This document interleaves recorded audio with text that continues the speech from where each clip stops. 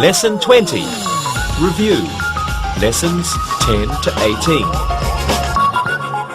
Hello. Today we will review everything we've learnt from lessons 10 to 18. So let's begin with a review of expressions of quantity. Here are some sentences for you. Each aisle is dirty. It seems like we went to every grocery store in the city. There were several kinds of cereal on sale. Ted's grocery store had many shoppers. Each and every and several and many are expressions of quantity. Now, each, every, several, and many usually come before a countable noun. A countable noun. Okay, we have some expressions of quantity that we usually put before a non-countable noun. They are a little and much and a great deal of. A great deal of plus non-count noun.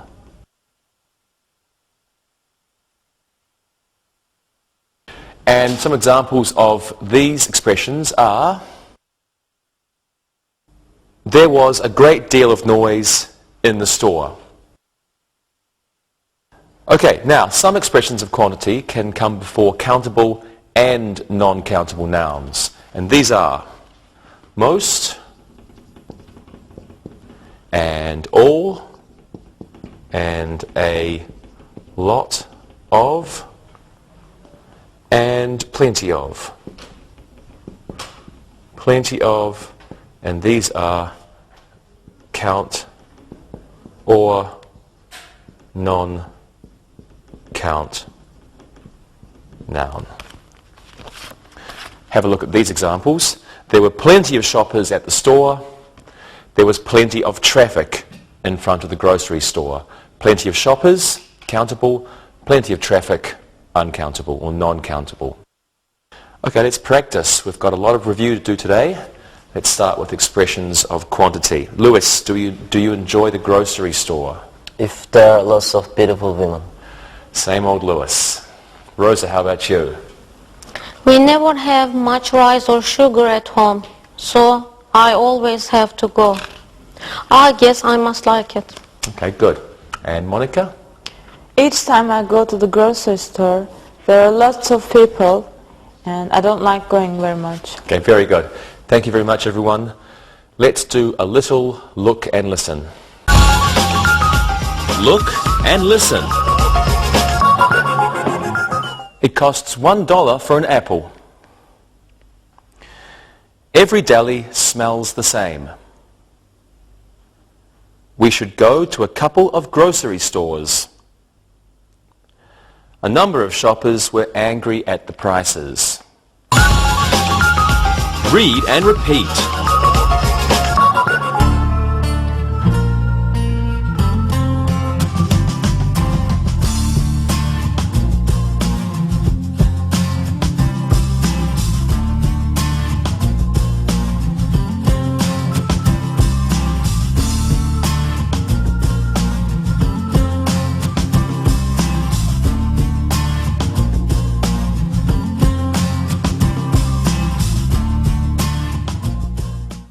Well, now let's review participle adjectives. Have a look. Shopping is boring for husbands. Alan is a bored shopper. In the first sentence, boring is a present participle. Boring, it's a present participle. It means it's an adjective and it has an active meaning.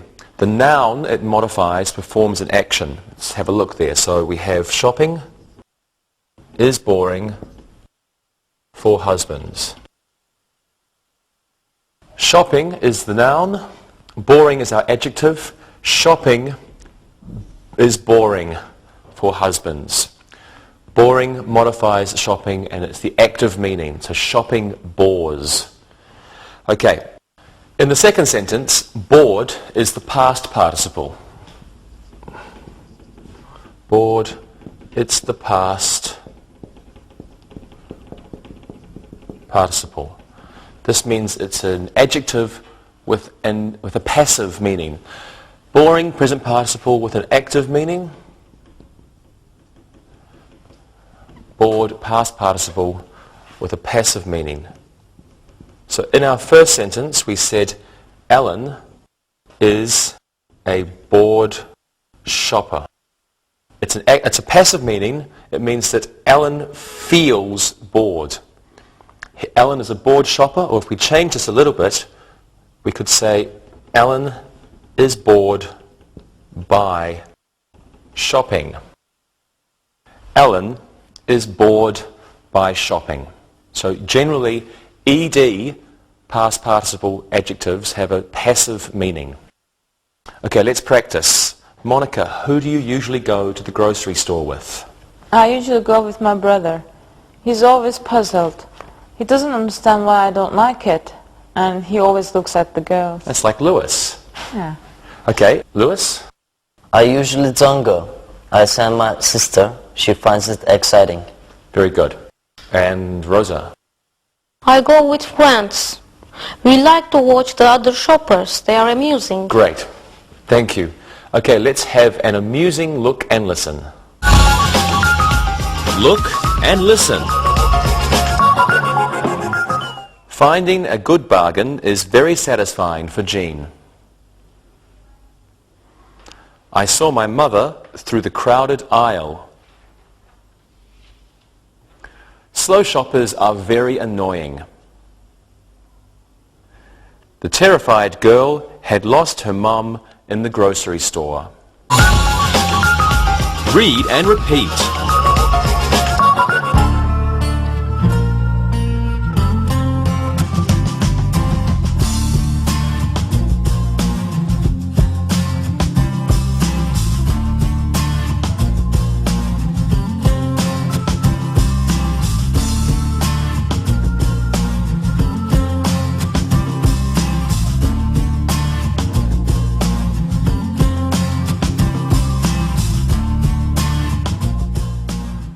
Okay, well now let's review different adjective endings called suffixes. An adjective can end with O-U-S, pronounced is. For example, it is dangerous to shop with a lot of children. An adjective can end with A-L, pronounced ul. The shoppers were playing musical chairs with their shopping carts. An adjective can end with I-V-E, pronounced iv. Tess is an attractive shopper when she dresses well. An adjective can end with A-B-L-E, which is pronounced ibble. For example, Liz never feels comfortable in that grocery store. And an adjective can end with F-U-L, which is pronounced full.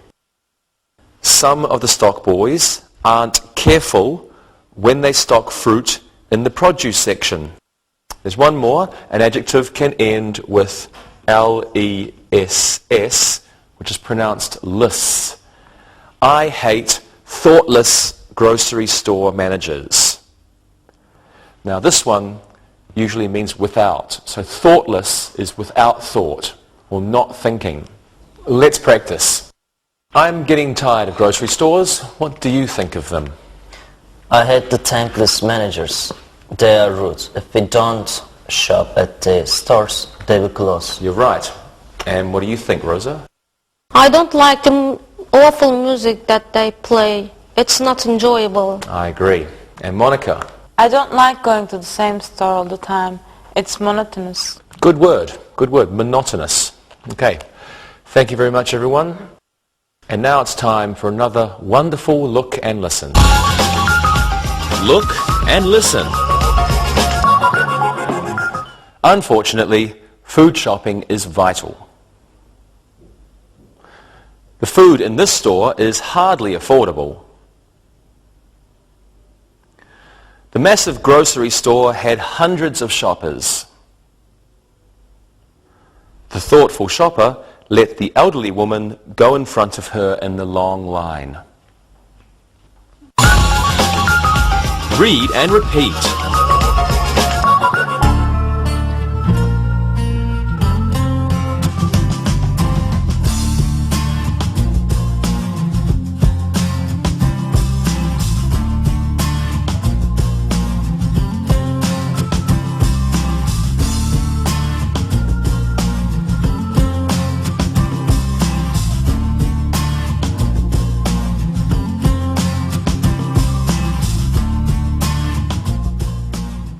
Now let's review phrases. A phrase is a group of words that does not contain a subject and a verb. So it's not a clause. It's a phrase and it doesn't contain subject and verb. Subject and verb. Okay, a phrase can be used as a subject, as in this sentence, the children's slide was broken. Well, in this sentence, the phrase, the children's slide, is the subject. A phrase can be used as an object. We could hear the squeaky seesaw. In this sentence, the squeaky seesaw is a phrase, and it is being used as an object. We can use infinitive phrases in sentences. Have a look at this example. The playground director told us to leave the park. So in this sentence, to leave the park is an infinitive phrase. And we can use gerund phrases in sentences. Here's an example for you. Going to the playground isn't as much fun as it used to be. In this sentence, going to the playground is a gerund phrase. It's also the subject of that sentence. Let's practice this. Let's review phrases. What do you think of playgrounds now, Monica? I don't like to stay at the playground for long. They are for children. I agree. Lewis? Riding my skateboard at the playground is enjoyable. If I fall, there is always a beautiful girl to help me up. Yeah, I'm sure. And Rosa? Sitting on a bench at the playground is fun. I love children. Excellent. Thank you all. Now let's look and listen. Look and listen. The playground director found the lost child. The child asked his mum to help her on the slide. I asked the director where to park. Building castles in the sandbox is great fun. Read and repeat.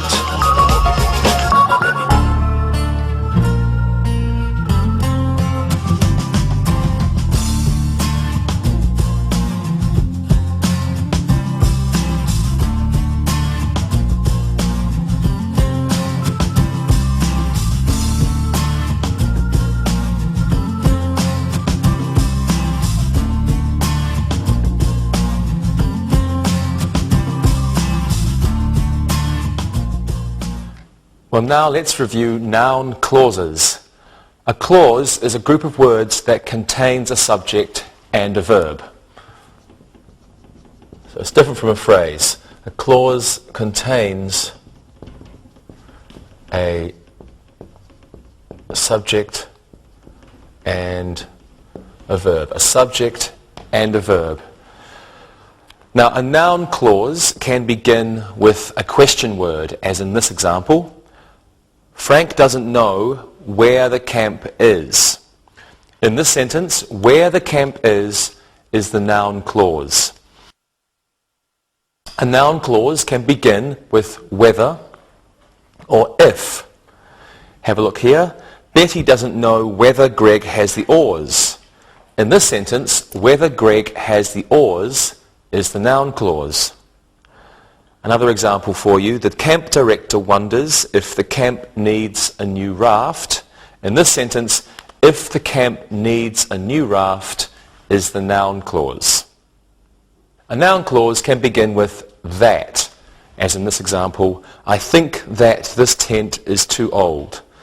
In this sentence, that this tent is too old is a noun clause. Okay, well let's practice now.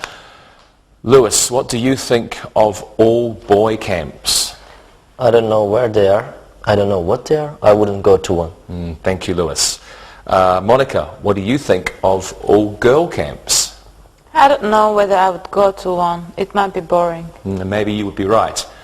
And Rosa, what do you think of co-ed, i.e. boy and girl camps? It's obvious that they are the best camps. Guys can be interesting at times. Yeah, we can, can't we?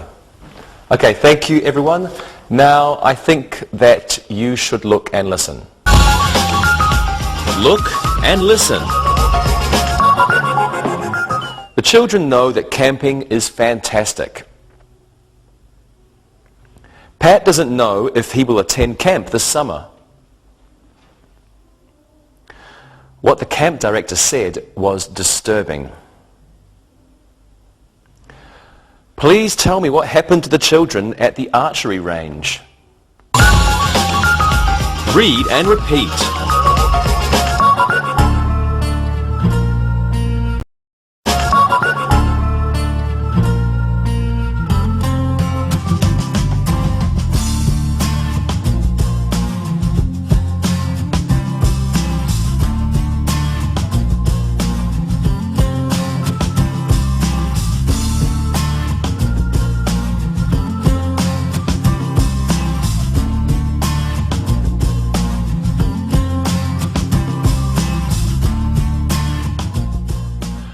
It's time to review reported speech. Now, reported speech reproduces the idea of another person's words.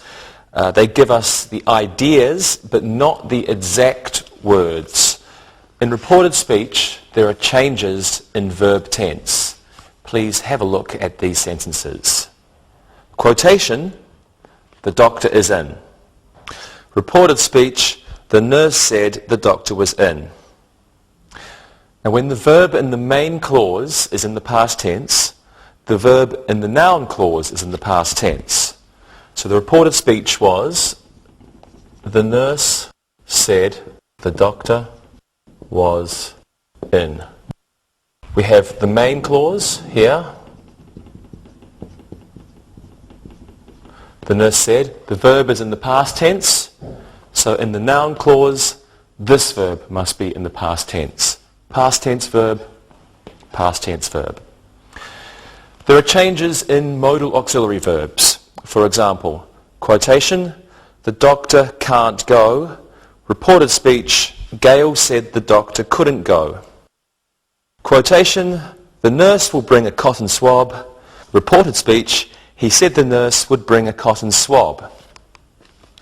There are changes in commands. Quotation, let's go to the doctor's office tomorrow. Reported speech, they said we should go to the doctor's office tomorrow. There are changes in pronouns and adverbs. The quotation is, the doctor said, I need your help. Reported speech, the doctor said that he needed my help. Quotation, the nurse said, I need them now. Reported speech, the nurse said she needed them then. Some verbs do not change. Quotation, Molly says the doctor isn't in. Reported speech, Molly says the doctor isn't in. This is usually when the verb in the main clause is in the present tense. Molly says, so the verb in the noun clause is also in the present tense. And some modals do not change. Quotation, Dr. Jones said, you should bring me a tongue depressor. Reported speech, Dr. Jones said that I should bring him a tongue depressor. Well, let's practice this now. What do you think of male doctors, Rosa? My mother said I shouldn't trust them. I feel more comfortable with the female doctors. Okay, if that's what makes you feel comfortable, that's fine. Monica? My father remarked that all doctors are bad. Really? All of them? I'm not sure about that. Okay, but Lewis, what do you think about female doctors? My dad said I could visit one if I liked, and of course, I liked. You will always be the same, Lewis. Okay, thank you very much, everyone. And now I think that you should look and listen. Look and listen. The patient said the nurse had been rude. Nancy stated that she might visit Dr. Moore next week. The nurse told me firmly that I must be on time. Nurse Adams said she needed 2 crutches. Read and repeat.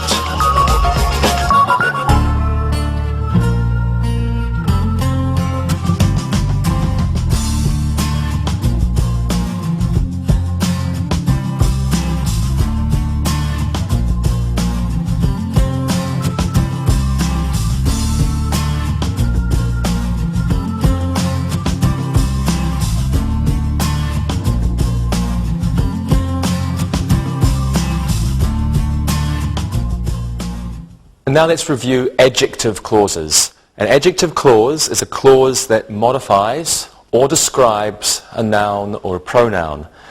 An adjective clause usually comes immediately after the noun or pronoun it describes, and it usually begins with the relative pronoun that, who, or which. So sometimes adjective clauses are called relative clauses.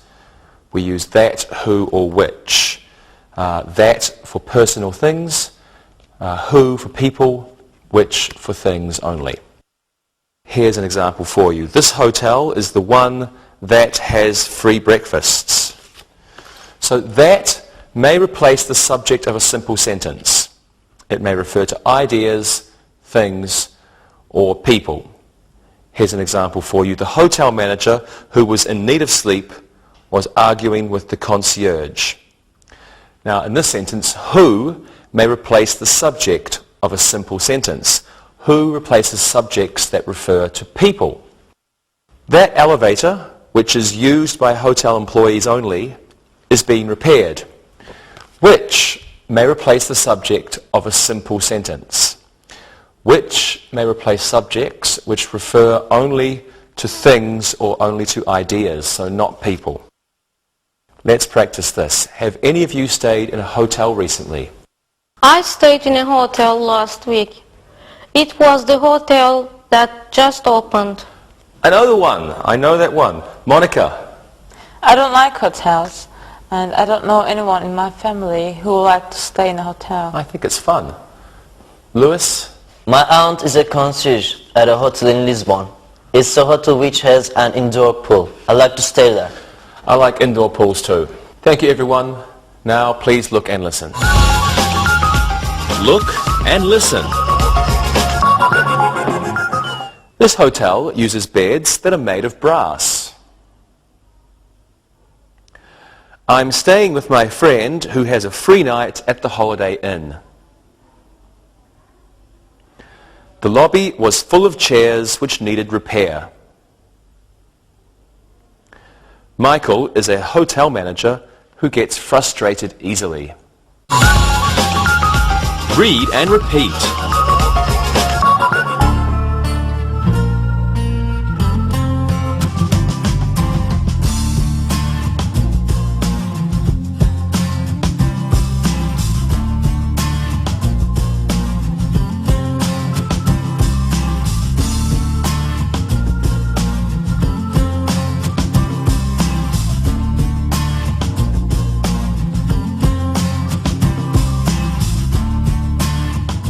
And now let's look at adverb clauses.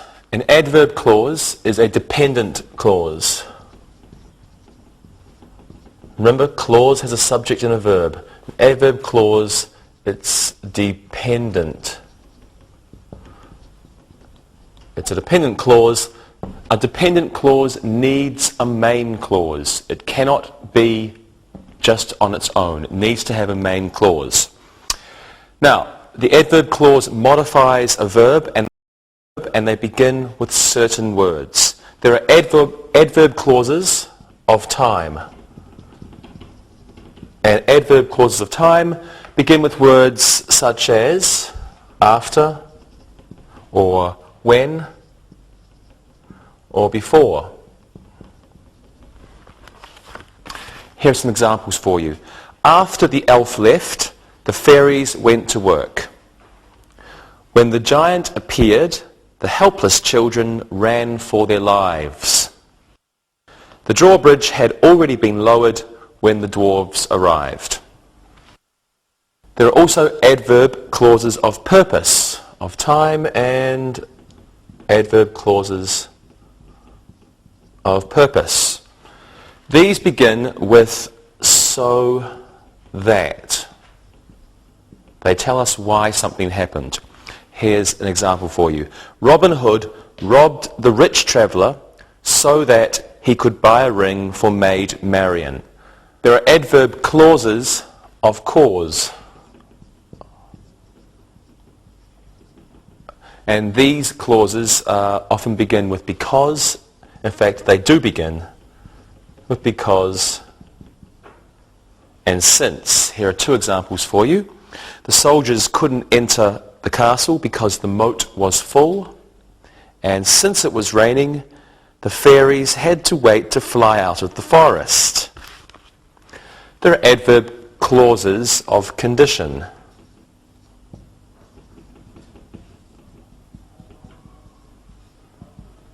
Now, these clauses begin with words such as if, whether or not, even if, in case, in the event that,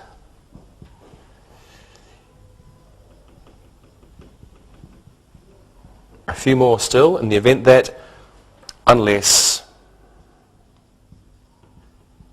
and only if. So quite a few for the adverb clauses of condition. Here are some examples using these words. The elves will die if they don't find food soon. The prince will marry the village girl, whether or not the king likes it. Paul Bunyan can bring a tree down even if he doesn't have his axe. The queen will wear her crown in case the visiting king comes. In the event that there is a battle, the drawbridge must be raised. The giant won't leave the forest unless he is hungry, and the dwarves will be happy only if they finish their work. Okay, we have a few more yet to go. There are adverb clauses of contrast. I put this down here. Of contrast. Okay, these begin with words such as even though,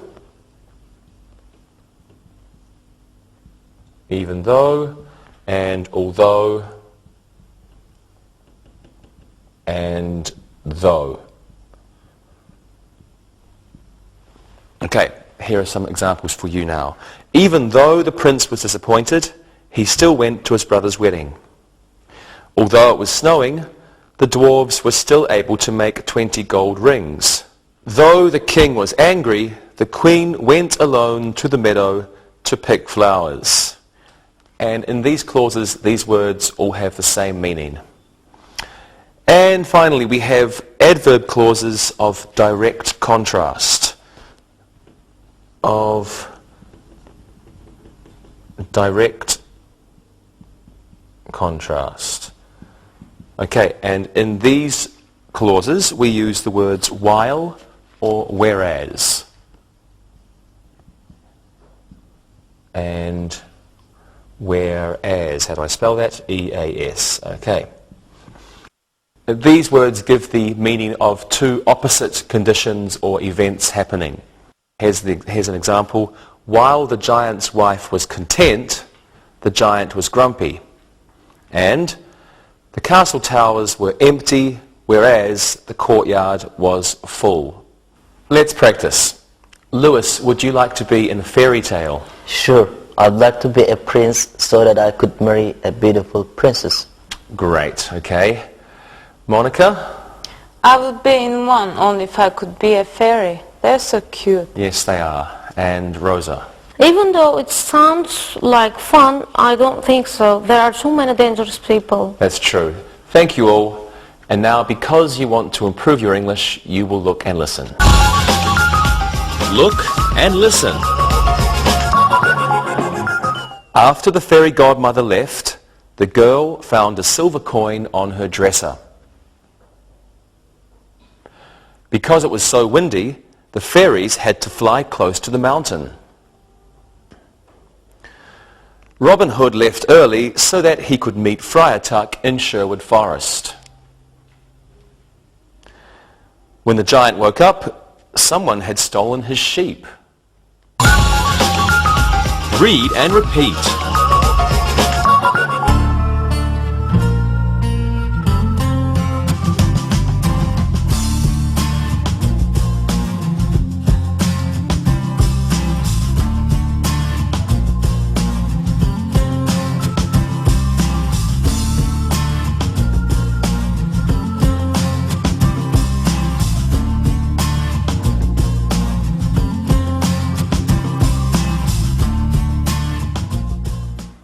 Let's finish our review with a look at phrasal verbs. A phrasal verb is a verb which is followed by a preposition, and there are several kinds of phrasal verb. So we have a phrasal verb. It is a verb plus a preposition. And there are several kinds. One kind is the inseparable phrasal verb. The preposition has only one possible position in the sentence, and this is after the verb. Please take a look. Robin doesn't care about diving. We will leave for the atoll in 20 minutes. Penelope should sit down and listen to the diving instructor. Okay, in each of those sentences, the preposition comes immediately after the verb, and in those phrasal verbs, it must always come immediately after the verb. Some phrasal verbs can have a noun or a pronoun between the verb and the preposition. Here are two examples of these types. Can you ask someone for information about diving in the Red Sea? Janet needed to help Anne with her tank. There are also separable phrasal verbs. With these types of verbs, a noun object may come after the verb and preposition or in between them. Some examples. Royce called up the diving instructor, or Royce called the diving instructor up. Alice tried her new flippers out yesterday, or Alice tried out her new flippers yesterday. Let's practice. I know you all love to swim. Would you like to go diving, Monica? I talked this over with my father once, and he said that snorkeling was good enough for me. I see. Lewis? If I could pick out a model to go with me in a pink bikini. Yes, you really are something, Lewis. Okay. Rosa? Sure. I would need a diving instructor to watch over me. I don't want to confront a shark alone. Yeah, I agree. Thank you, everyone. Now, please look and listen. Look and listen. The man was taking care of the injured snorkeler. Rita borrowed a flipper from her sister. That diver looks like the creature from the Black Lagoon. Alvin dropped by to pick up his oxygen tank. Read and repeat.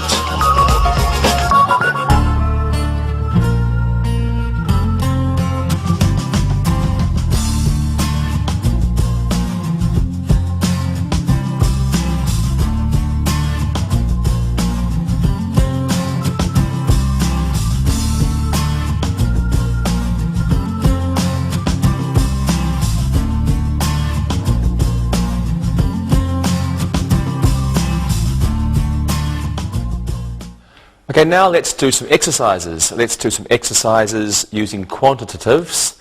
Can you please fill in the blanks with the correct expression of quantity? Lewis, go first. The grocery store was practically empty. There weren't of shoppers there. The grocery store was practically empty. There weren't a lot of shoppers there.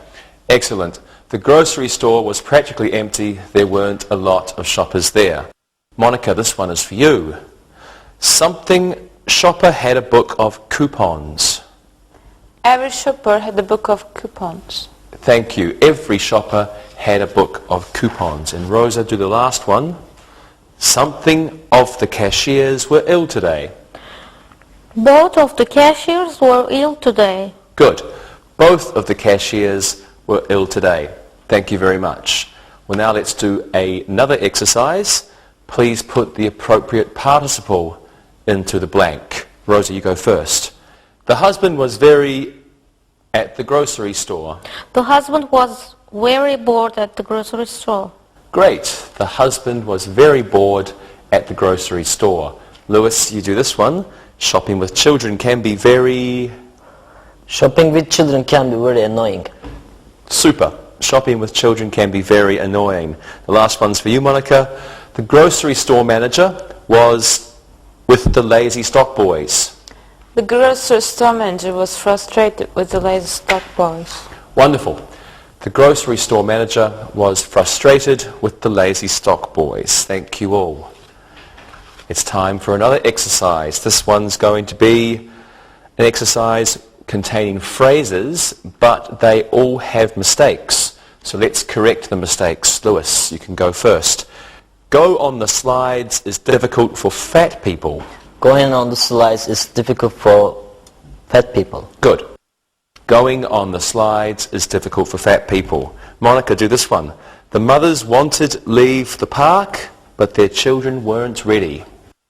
The mothers wanted to leave the park, but their children weren't ready. Very good. The mothers wanted to leave the park, but their children weren't ready. Rosa, the last one's for you. Played at the playground is always more fun for children. Playing at the playground is always more fun for children. Fine. Playing at the playground is always more fun for children. Okay, thank you very much, everyone. Now let's do an exercise practicing noun clauses. Okay, we are all going to be objects. Rosa, you're a raft. Lewis, you are a tree. And Monica, you are an oar. Each of you give me a sentence about yourself using noun clauses. Rosa? I don't know why these wet children are on me. Okay, very good. Lewis? I can't hear what the birds are saying to me. Okay, and Monica? What the boat said to me was horrible. Okay, you're all very funny. Thank you. Now let's do an exercise using reported speech. This should be fun. Lewis, you're a doctor. Monica, you're a patient. Rosa, you're a nurse. And you are all angry. Okay? Give us a sentence using reported speech. Lewis? Rosa, you are an idiot. You said this patient was feeling better. Louis, you didn't hear. The patient said he wasn't ill anymore. He wants to go home. Monica? You didn't hear? My roommate said he wasn't ill anymore. Both of you should quit your jobs. Great, great. Good job, everyone. Okay, it's time to do an exercise practicing adjective clauses. Please fill in the blanks with the appropriate adjective clause. This time you're not angry, okay, so you can be nice to each other this time. Rosa, you go first. The elevator, something, could only reach the 9th floor of the hotel. The elevator, which wasn't working properly, could only reach the 9th floor of the hotel. Super. The elevator, which wasn't working properly, could only reach the 9th floor of the hotel. Monica, do this one. That is the concierge. That is the concierge who was so kind to the blind man. Okay. That is the concierge who was so kind to the blind man. Lewis, you can do the last one. The Holiday Inn is a hotel. The Holiday Inn is a hotel that usually has live music on Friday nights. Good job. The Holiday Inn is a hotel that usually has live music on Friday nights. Thank you. And now let's do an exercise reviewing adverb clauses. Please put an appropriate connector in front of each adverb clause in the following sentence. Monica, you can go first. Something, the children weren't naughty, Santa hadn't brought them what they wanted. Even though the children weren't naughty, Santa hadn't brought them what they wanted. Good. Even though the children weren't naughty, Santa hadn't brought them what they wanted. Rosa, can you do this one?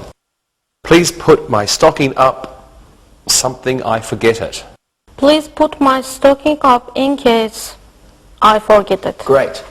Please put my stocking up in case I forget it. And Lewis, you can do the last one. The adults can open their presents, something the children are finished. The adults can open their presents after the children are finished.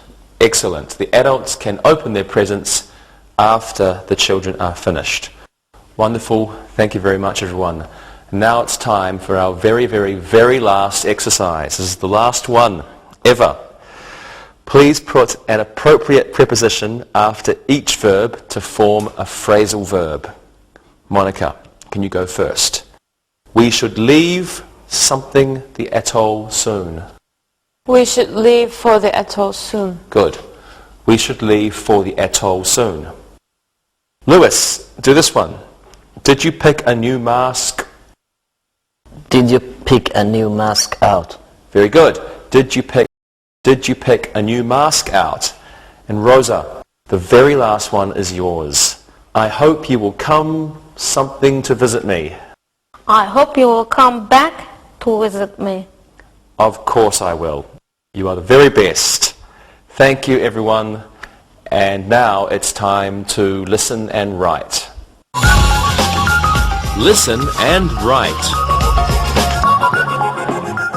Now listen and write these sentences. Number 1. Every aisle was full of shoppers. Number 2. They had some interesting sales at the new grocery store. Number 3. I don't understand why the campers aren't here yet. Number 4. The little girl felt uncomfortable pushing the shopping cart. Number 5. The busboy who had been at the front door was fired yesterday. Number 6. The nurse said that the patient had to wait. Number 7. After the giant finished eating, the elves came out of the cave. Number 8. If the genie doesn't grant Mary a wish, she will certainly cry. Number 9. Dwarves are short, while giants are very tall. Number 10. The diver looked at the jellyfish cautiously. Now check your work.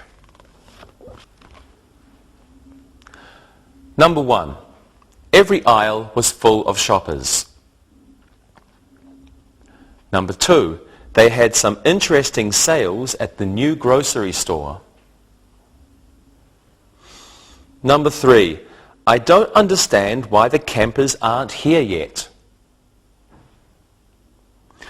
Number 4. The little girl felt uncomfortable pushing the shopping cart.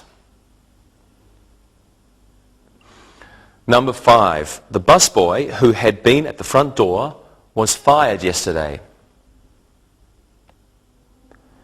Number 6. The nurse said that the patient had to wait. Number 7. After the giant finished eating, the elves came out of the cave. Number 8. If the genie doesn't grant Mary a wish, she will certainly cry. Number 9. Dwarves are short, while giants are very tall. Number 10. The diver looked at the jellyfish cautiously. Read the following story and answer the questions. Read and answer. Frank has two businesses, a flower shop and a pet store. When he is bored with them, he likes to write short stories. He says that it helps him to deal with stress. It is also a useful hobby. He sometimes makes a lot of money from his stories. Frank is presently writing a story about a witch and her boyfriend. She and the boyfriend, who is really a vampire, have lots of fun. Because they are both evil, they play terrible tricks on people and animals. When they are finished, the witch takes off her broom and the vampire goes back to his castle. He usually sleeps in a coffin in the tower. They only meet about twice a week. As a result, the creatures that live in the forest are safe and secure most of the time. Now listen and answer the questions. Number 1, how many businesses does Frank own? Number 2, what does he do in his free time? Number 3, why does he write? Number 4, why is his hobby useful? Number 5, what is Frank's new story about? Number 6, why do they play terrible tricks? Number 7, what does the witch ride? Number 8, where does the vampire usually sleep? Number 9, how often do the witch and her boyfriend meet? Number 10, do the creatures in the forest feel safe and secure most of the time? Now check your answers. Number 1, how many businesses does Frank own? He owns 2 businesses. Number 2, what does he do in his free time? He writes short stories. Number 3, why does he write? It helps with his stress. Number 4, why is his hobby useful? He makes money writing his stories. Number 5, what is Frank's new story about? It's about a witch and her boyfriend. Number 6, why do they play terrible tricks? They play terrible tricks because they are both evil. Number 7, what does the witch ride? The witch rides a broom. Number 8, where does the vampire usually sleep? He usually sleeps in a coffin in the tower. How often do the witch and her boyfriend meet? They meet twice a week. And number 10, do the creatures in the forest feel safe and secure most of the time? Yes, they feel safe and secure most of the time. Well, thank you for studying with me and my assistants in this Level 3 English for You project. Remember to keep practicing, go over the tapes or the VCDs, look at them again, learn your vocabulary, and practice, practice, practice. And if you meet anyone who speaks English, practice with them, say hello, they'll probably talk to you back. Okay, good luck and bye-bye.